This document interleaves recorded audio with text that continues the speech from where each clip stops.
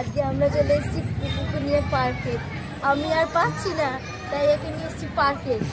পার্কে এসে ভাবলাম একটু শান্তিতে বসবো।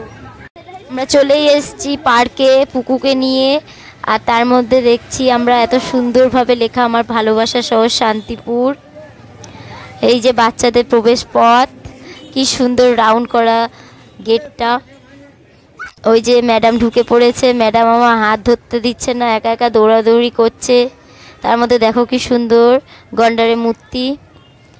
আর এই যে ম্যাডাম ছিকল নিয়ে খেলছে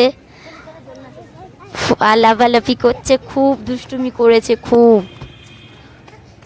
একবার এই দিক দৌড়াবে, একবার ওই দিক দৌড়াবে, ওর সাথে আমিও দৌড়াচ্ছি, খুব পায়ে পেরে উঠতে পারছি না।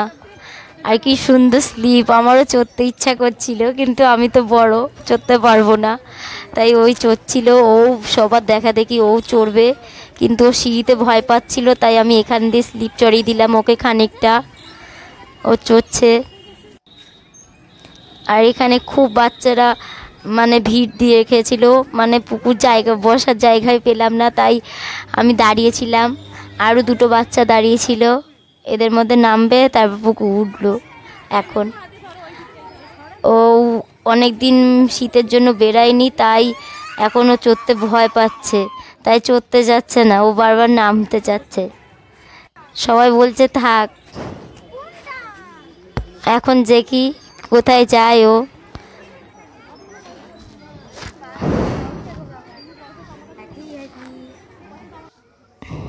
উফ, এখানে একটু শান্তি মতন ভাবলাম বসবো, তাও হলো না।